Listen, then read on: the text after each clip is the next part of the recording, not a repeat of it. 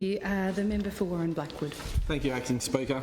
I rise today to speak on the Calm Amendment Bill and just to reiterate some of the comments from the member from Murray Wellington.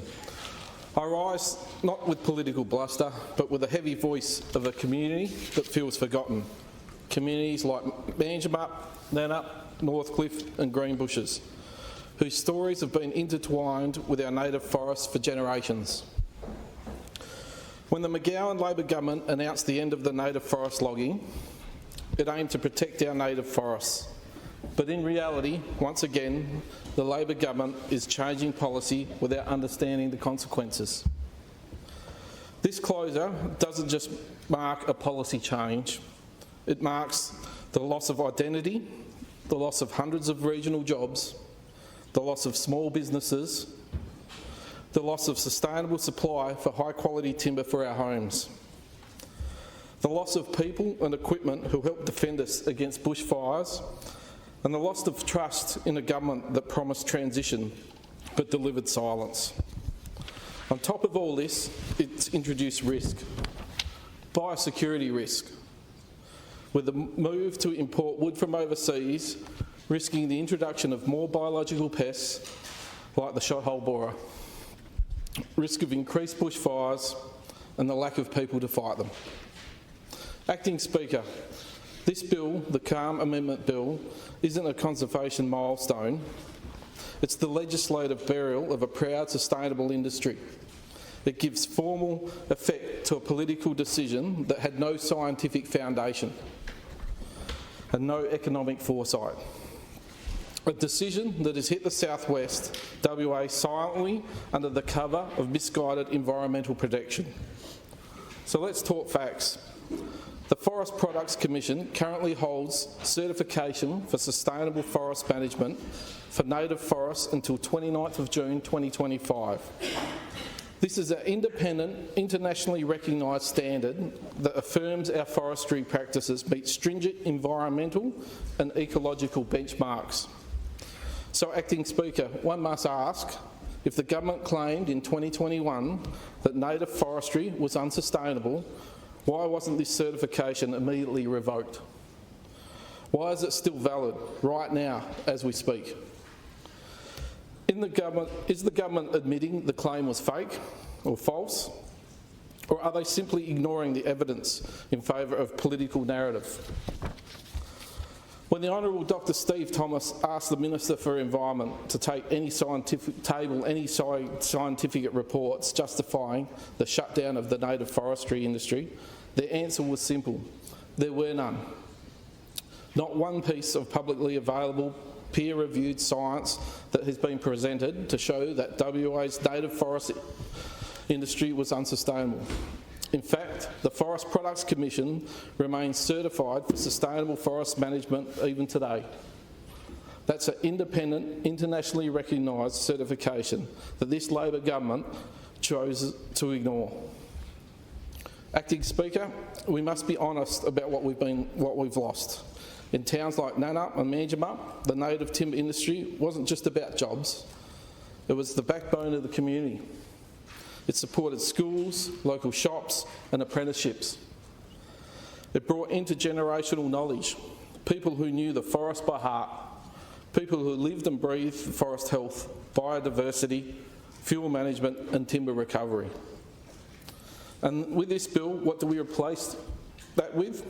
We replace it with uncertainty, with ecological thinning trials that don't recover timber, with forest thinning followed by chemical thinning using chemicals, an imported chemical solution to a problem we used to solve naturally through harvesting and controlled burns.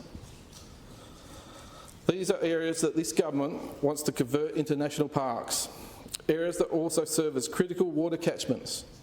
Yet here we are in WA, we're applying chemicals across native forests with virtually no long-term study into the impacts of these ecosystems, and no examination of its potential transmissions into domestic water supplies. No transparency, no public reporting, just quiet application of a potentially harmful substance in some of our state's most sensitive natural areas. Acting Speaker, let me be clear. This isn't conservation. This is chemical management of a natural system that we once had the capacity to manage holistically. And we did it with the very machines that until recently also protect us from catastrophic fires. Now those machines are being sold. Those contractors who used to thin forests and cut fire breaks have shut shop. In previous fire seasons, forestry crews and machinery were on the front line. Bulldozers, excavators, operators who could work 24-hour rotations. These were trained timber workers who supported DBCA in sustained bushfire suppression efforts across multi-day fire events. They knew their forest and terrain intimately. They were trained in safe and effective fire suppression and worked under DBCA supervision to maintain fire front capacity. These were the machines and people DBCA called on. This model worked. It worked because there was a mutual respect and shared responsibility. Now we've lost that. Since the closure of the native forest industry, most of these trained personnel have either left the region or transitioned to other sectors, particularly mining. They're highly specialised machinery designed not just for logging but for essential fire support and road clearing and emergency access is largely gone. And to make matters worse, many private earth-moving contractors have once engaged for similarly emergency roles have also shut down or sold off their gear as demand has disappeared. We haven't just lost trees, we've lost the operational infrastructure that kept our forests and communities safe from bushfires. Now we've gutted the capacity, we've turned the lights off on the very people who made our forests safer. And let's talk about something else as simple as essential as firewood. Following the native forest ban, concerns have emerged about the availability and affordability of quality firewood for heating homes. While it would be inaccurate to say there is a total shortage, the Forest Products Commission is stockpiling wood for this purpose. The reality is more complex. The issue is not quantity, but quality and equity. High quality firewood sourced from mine sites, particularly Jarrah, is being funnelled across exclusively to one recipient, a foreign-owned company producing charcoal. This company has been granted access to premium timber at a preferential rate through a non-competitive negotiated agreement.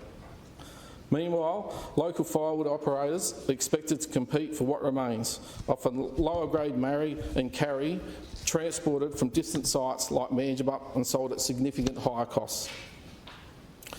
The government's approach has prioritised deals with big business over the survival of local small firewood suppliers.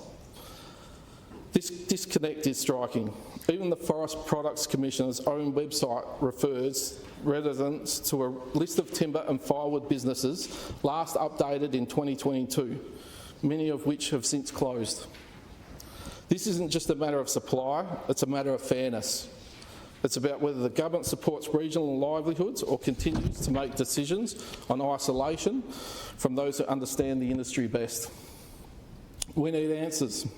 Why are small operators being priced out? Why is Jarrah Firewood being monopolised by one foreign-owned company? Why has government support failed to keep up with the realities of what's happening on the ground? And what's more, we now import timber that might be milled in countries without environmental controls. Timber that might carry biosecurity risks like the shothole borer. We've swapped out local managed sustainable energy for an opaque global supply chain and added freight emissions on top of it. Surely we've had enough damage delivered through imported pests and disease. Look at the vast damage to our community through the loss of urban trees in public icons like Kings Park and Hyde Park. Perth already has the lowest tree canopy cover of any of the capital cities in Australia, and we are ramping up that biosecurity risk. This doesn't just affect Perth. Shothole borer represents a high risk for conservation, as species like marri, banksia and paperbarks are highly susceptible, as well as our avocado industry. We should be able to use our abundant timber resources without putting ourselves at risk from imported pests. Acting Speaker, and let us not forget the story written into the very walls of this place. I invite you and the members of this chamber to look around at the jarrah panelling that lines this chamber. It's magnificent. Timber harvested from our southwest forests by generations of foresters, millers and craftsmen. This parliament itself is a monument to the proud tradition of native forestry in Western Australia. Across the southwest, artisans and craft people have used native timbers like jarrah, marri and she oak to create furniture, musical instruments, heritage restoration and artworks that tell our state story. These timbers were harvested sustainably with care and respect for the resource. The closure of access to specialty timbers doesn't just impact industry, it severs the hands of artists who have spent decades working with this material. And just a touch of irony, Acting Speaker, perhaps the Minister for Forestry might reflect on this, given her own winery features proudly the very native timbers her government now denies others. Let's talk about what's not in this bill. There's no transition plan, there is no commitment to supply specialty timbers, there is no assurance that high-valued logs from mine sites will be recovered or made available to artisans. There is no public reporting framework for glyphosate use. There is no fire mitigation workforce strategy. And yet, this government will stand in front of cameras and call this reform under the cover of environmental protection. It will say we are leading the nation. What we are leading is the deliberate dismantling of a workforce, a regional economy and a tradition of sustainable forest use. The Calm Amendment Bill should be called what it is, the Conservation and Land Mismanagement Bill. Acting Speaker, I'm not against conservation, I'm not against change, but I am against hypocrisy, and this bill is riddled with it. We could have achieved a science-based balance. We could have included native forestry in our carbon plans. We could have trained the next generation of forest managers to do the ecological thing that produce usable timber and fuel reduction outcomes. Instead, we got silence, secrecy, a political decision dressed in environmental language. Acting Speaker, this disallowance is not just about a bill, it's about a future of forest management in Western Australia. It's about restoring a voice to the people of the southwest. It's about calling for evidence over ideology. And it's about saying enough is enough to city-centric policy making and fails to understand the land it governs. I urge the members in this place to look past the talking points and consider the reality. The bill does not protect the forest, it isolates it. It abandons those who once cared for it, and it creates risks we are only beginning to understand. So I move to disallow this Calm Amendment Bill. Thank you.